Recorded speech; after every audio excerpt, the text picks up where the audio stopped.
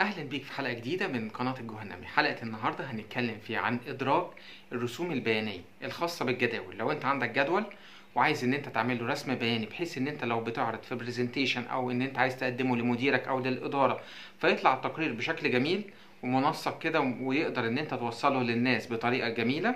حلقة النهاردة من الحلقات اللي هتفيدك جدا. حلقة النهاردة أنا هوريك إزاي تبدأ إن أنت تبني شكل أو رسم بياني إن أنت تعمل له إدراج من جدول بسيط، بحيث ان انت توصله بطريقة مبتكرة وفي نفس الوقت يساعد ان انت توصل المعلومة بشكل مبسط للإدارة. ومش كده كمان، ان انا بشرح لك كل خصائصه واوريك ازاي ان انت توصل المعلومة بشكل مبسط بحيث ان هو يوصل للناس بأسرع وسيلة.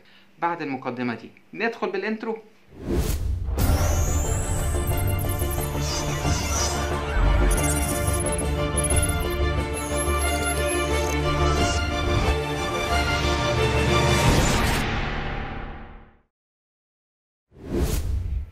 حلقة النهاردة هنتكلم على إدخال الأشكال البيانية. أنا كنت في الحلقة اللي فاتت أو الحلقات اللي فاتت أنا شرحت لكم عن إدراج الجداول، ودي بتيجي من قائمة Insert وتقدر تعمل الجداول الديناميكية، وشرحتها لك في حلقة بالنسبة للمبتدئين، ولو أنت عايز تحترفها أنت تحترفها إزاي من حلقات المحترفين. وضحت لك إزاي تدخل الصور وتعدل عليها والشيبس والأيكونز. بس النهاردة حلقة من الحلقات المهمة جدا بالنسبة لسلسلة المبتدئين، وهي الرسوم البيانية. كتير من الناس لما بتيجي تقدم البيانات أو إن هي تستعرضها سواء في اجتماعات أو في جزئية بتستعرضها من خلال الجداول دي، فالجداول دي ما بتبينش بشكل إن هي إيه. بعض الناس ما بتقدرش إن هي تفهم الجدول ده. طب أنا قدامي هو بيانات أقعد بقى أدور كده الموضوع ما بيبقاش لطيف وفي نفس الوقت ما بيبقاش جميل. وزي ما قلت في المقدمة إن الرسوم البيانية هي من الحاجات اللي بتبين وبتسهل على الواحد إن هو يقدر إنه يعرف أو يشوفها بشكل لذيذ. طيب إحنا بنقدر إن إحنا نجيب اللي هي الرسوم البيانية إزاي؟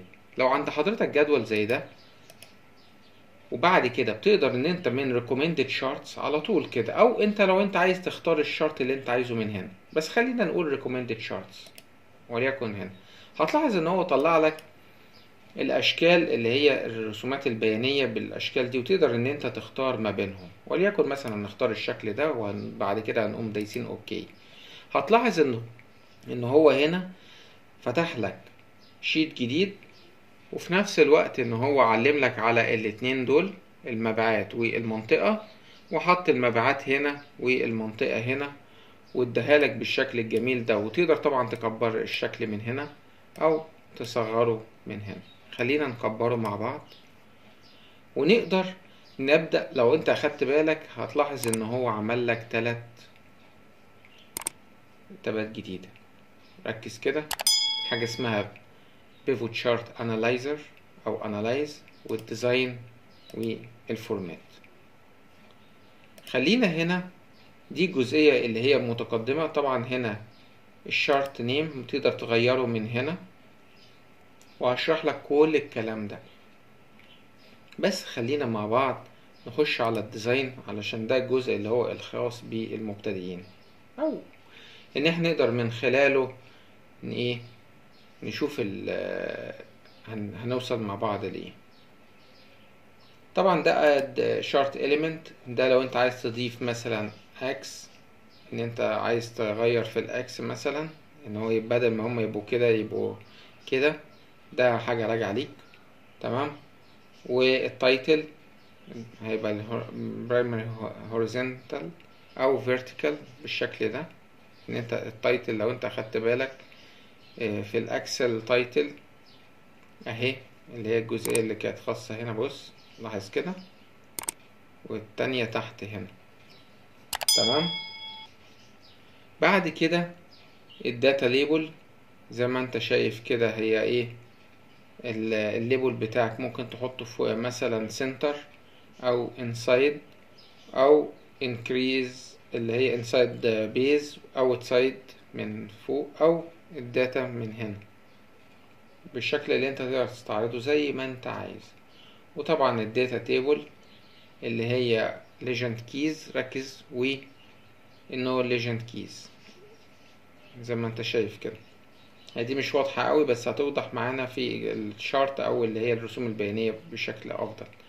ده ستاندرد ايرور، ودي البرسنتج، ودي الستاندرد ديفوتيشن. تمام، او اللي هي بص هو مركز لك ان في لو انت بتحسب مثلا مبيعات وفي جابس ما بينهم، بيقدر ان هو يوريك اللي هي بص المعايير ازاي. طبعا الكلام ده كله بيسهل على العين بالنسبة لو انت بتستعرض قدام ناس عايزة تشوف الحاجات دي بشكل يوضح لهم اكتر، احسن بكتير اوي من ان انت تديهم الارقام. زي ما انت شايف هنا برضو الجريد لاينز في برايمري، وفي اللي هو بالشكل ده، وفي المنيور. زي ما انت شايف الجراد لاين هو بيسهل شكل من الحاجات اللي بتسهل لك ان هي برضو من الحاجات اللي هي لو انت عايز ايه. مثلا احنا عملناه اهو، لو انت شايف كده بص انت عايز تمشي انت واصل لفين، كل الحاجات دي بتساعدك. هنا بقى كويك لاي اوت، دي بقى خاصة باللاي اوتس اللي هي على طول تعمل لها كويك بدل ما انت تعمل لها كاستمايز من هنا، او تعمل لها اللي هو الشكل اللي انت عايزه برضو من هنا. طب انا مش عاجبني الالوان دي، تقدر تغيرها من هنا تشينج كلر زي ما انت شايف كده، ممكن ان انت تقوم عاملها كده. الالوان اللي انت شايفها مناسبة ليك تقدر تجيبها من هنا، مثلا وليكن اللون ده البرتقاني، وتقدر ان انت تقوم عاملها بالشكل ده من الاشكال الكويسة برضو. وتقدر من هنا سويتش رو كولم، لو انت قمت عاملها كده تقدر تعمل لها السويتش زي ما انت شايف انه عملها لك سويتش. وسيلكت الداتا ان انت تحط الداتا اللي انت عايزها. تمام.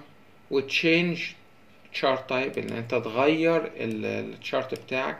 يعني مثلا في ناس بتحبوا الباي، والباي دي ليها كذا حاجة، مثلا وليكن اللي هي الباي دي كل اللي انت تعمله انت علمت عليها اهي، تقوم دايس اوكي هيقوم مغيرها لك بالشكل ده. ودي من الحاجات برضو اللي هي بتسهل قوي على الواحد. وموف شارت طبعا دي انت فاهم يعني موف شارت هتقوم عامل اوبتين لو انت عايز تشيل تحط الشارت ده في شيت من الشيتات دي، اللي هو الشارت واحد. طبعا احنا عشان ما سميناهوش خلينا نسميه من هنا، وليكن هنا هنسميه مبيعات عشان يبقى ظاهر بس اهو. بص بقى اسمه مبيعات. فانت حضرتك لما تيجي هنا في الديزاين وموف شارت، تمام، انت ممكن تقوم حاطه في اي واحدة من دول هنا اللي هي الاوبجكت ان، او نيو شيت ويتسمى شارت واحد، ممكن تقوم نقله. نيجي بقى للجزئية اللي هي الحلوة، هي البيفوت شارت. دي بقى الجزئية اللي هي المتقدمة شوية.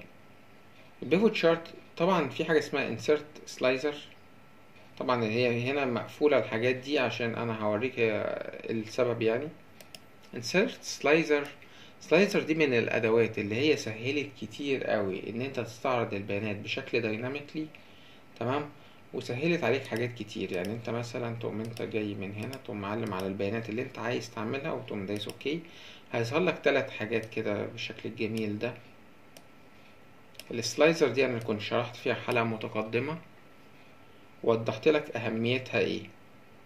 لو انت اخدت بالك من نقطة ان انا مثلا عايز ايه، اشوف مثلا اسوان او اشوف الاسكندرية، اعلم مثلا على اسوان اسكندرية، مقارنات بقى بالنسبة لهم. يعني مثلا انا عايز اشوف مثلا اسكندرية دي انا عايز اشيلها احط الاسماعيلية قدام الاقصر. بص الاسماعيلية قد ايه قدام الاقصر، مثلا عايز اعمل مقارنة ما بينهم، مثلا التلاتة دول مين اكبر واحد فيهم. خدت بالك ان هو عملها لك بشكل دايناميكلي وبشكل سريع. تمام. في نفس الوقت انا مثلا عايز اشوف ايه، لو انا مثلا قمت معلم عليهم كلهم، وليكن مثلا لو انا جيت هنا قمت جاي هنا على الجزئية انا دوست عليها اهو، علم عليهم كلهم.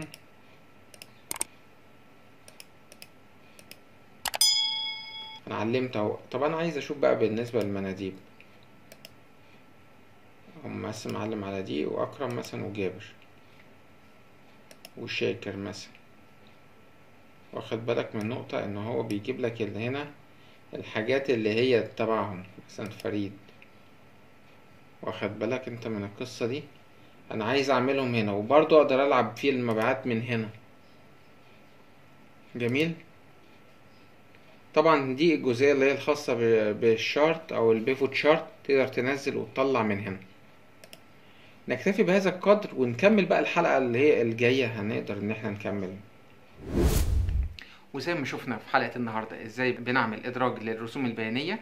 ياريتك لو عجبك الفيديو تعمل لايك للفيديو وسبسكرايب للقناة، ومش هنسى بقى كل مرة تعمل لايك وما تنساش بقى تشيره لاصحابك علشان يوصل لاكبر عدد من الناس.